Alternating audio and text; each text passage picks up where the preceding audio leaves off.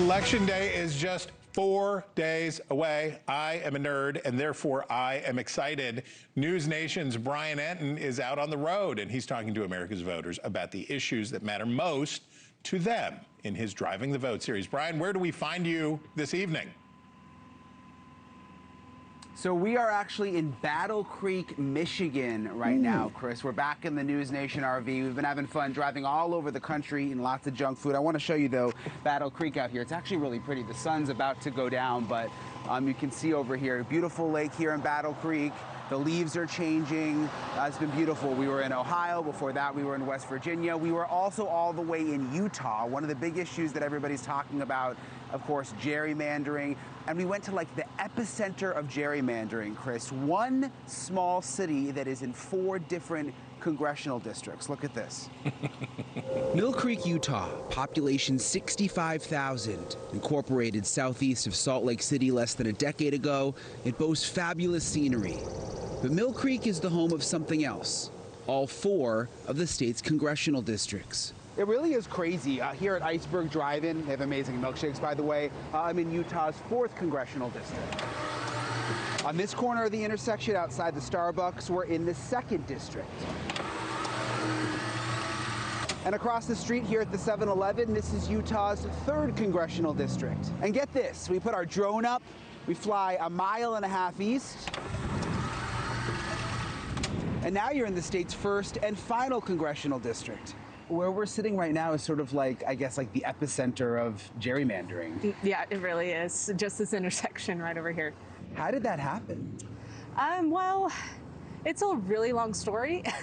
Elizabeth Rasmussen heads up the group Better Boundaries. She explains that Utah voters went to the polls in 2018 demanding nonpartisan congressional maps and won. But years after passing, and those voter-mandated maps are still not in place. It comes to how you're represented. And if boundaries are drawn in a certain way that makes it so your voice can't be heard, that's a problem.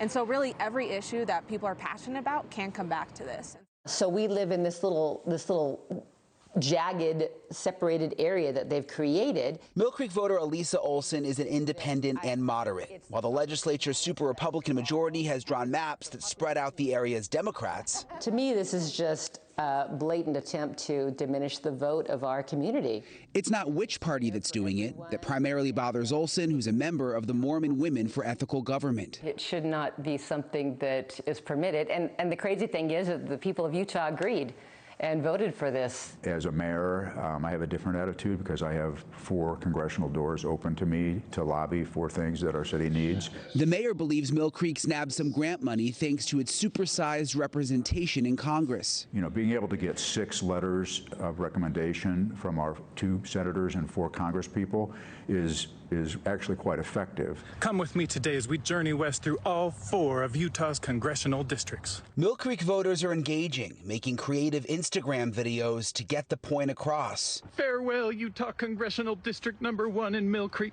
They want to show just how ridiculous it is that they have 4 congressional districts in their small city. With tears in our eyes and chocolate in our cups, we have reached Utah's Congressional District 4 here at the Iceberg Drive-In.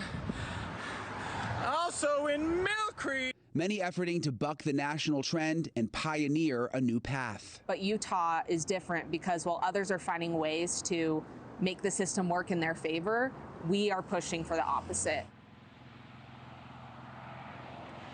Really is kind of crazy, Chris. You stand at that drive-in at that intersection and you can see 4 different congressional districts. As for our road trip, we're going to continue north right after we finish this live shot with you. Probably going to spend the night tonight in Grand Rapids, Michigan. Chris? Grand Rapids is awesome, and Grand Rapids is also the swingiest swing part of Western Michigan. You are driving literally to the spot. You are going to the place. Do you think people out there are paying attention to what's going on, what we're going to be doing Tuesday night, and all of this stuff? Does this penetrate out there, or are they dealing with their own lives? I think they're dealing with their own lives. Look, we talked to soybean farmers yesterday. That's definitely something that's penetrated. People are really, really interested in that and the deal with China. Crime has come up. People are interested in that. And then people are watching, I think, the mayoral race in New York City, very interested, and then New Jersey and Virginia, too. So it's definitely come up. Brian Entin is out there in the wild, feeling the vibes of Gerald R. Ford as he treks deeper into Western Michigan, eating lots of delicious junk food as he goes. Brian, stay safe out there and come back and see us soon. Thank you for watching. Subscribe below and download our NewsNation app right now on your phone, and you will get fact-based, unbiased news for all Americans.